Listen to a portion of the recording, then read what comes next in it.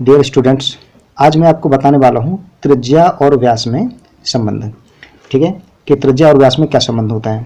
चलिए देखिए, आपके सामने ये एक वृत्त बना हुआ है और इसमें मैंने दो डायमीटर व्यास, एक AB और एक CD बनाए हुए हैं। देखिए ये है सर्कल का सेंटर यानी कि वृत्त का केंद्र। अब यहाँ से यहाँ तक की दूरी यानी कि OB वृत्त की त्रिज्या है। इसको मान लीजिए मैं लिख देता हूँ R इसलिए लिखा क्योंकि त्रिज्या को इंग्लिश में रेडियस बोलते हैं और रेडियस का फर्स्ट लेटर है R। ठीक है, तो OB बराबर हुआ R। पुनः इसी में आप देखिए OA, ये भी इसी वृत्त की त्रिज्या है, इसलिए इसको भी मैं लिखे दे रहा हूँ R। क्लियर है? ठीक है ना। तो अब आपको पता होगा कि एक ही वृत्त की सभी त्रिज्याएं समान लंबाई की होती हैं। अगर हम इस व्यास की बात करें, AB की बात, ठीक है ना, देखिए जरा AB बराबर क्या हो जाएगा। AB बराबर हो जाएगा OA प्लस OB। ठीक है ना, AB is equal to OA plus OB। चलिए यहाँ देखते हैं, AB है आपका डायमीटर, इसलिए इसको हम लिखेंगे व्यास, और OA R है और OB भी R है, इसको मैंने लिख दिया R प्लस R। इस प्रकार से व्यास को हम सूचित करेंगे D से, क्योंकि डायमीटर का फर्स्ट लेटर होता है D। तो D is equal to R plus R, 1R plus 1R जुड़ करके कितने हो जाएंगे 2R। ठीक है, तो ये आपका संबंध आ गया D is equal to 2R। ठीक है, इसको आप शब्दों में कह सकते हैं कि व्यास त्रिज्या का दोगुना होता है, या व्यास बराबर 2 गुणित त्रिज्या, ऐसे भी आप इसको लिख सकते हैं। ठीक है, इसी को यदि आप 2 का पक्षांतर कर देते हैं तो इसको और कैसे लिख सकते हैं, अथवा देखिए जरा, यहां से व्यास 2 का पक्षांतर किया तो बटे में 2 बराबर त्रिज्या। तो हम कह सकते हैं कि त्रिज्या व्यास की आधी होती है। एक संबंध आपका ये बन गया। यदि आप इसे चाहें तो संकेत में भी लिख सकते हैं। संकेत में कैसे लिख सकते हैं, इसको आप लिख सकते हैं R is equal to D upon 2।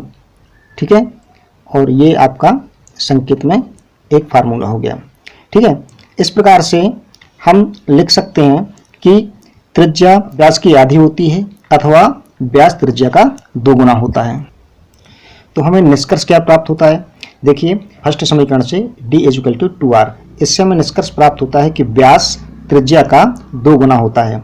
वहीं पर आप सेकंड समीकरण से यानी कि R is equal to D/2 से हमें निष्कर्ष प्राप्त होता है कि त्रिज्या व्यास की आधी होती है। चलिए अब इससे संबंधित हम कुछ थोड़े से 1-2 छोटे-छोटे सवाल कर लेते हैं, तो ये विषय आपको और अच्छे से समझ में आ जाएगा।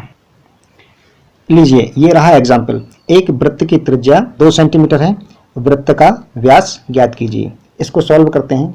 अब यहाँ पर हम जो कुछ भी लिखेंगे संकेतों में लिखेंगे। ठीक है ना, तो यहाँ त्रिज्या R बराबर हमें दी है 2 सेंटीमीटर, हमें व्यास ज्ञात करना है, तो D बराबर क्वेश्चन मार्क।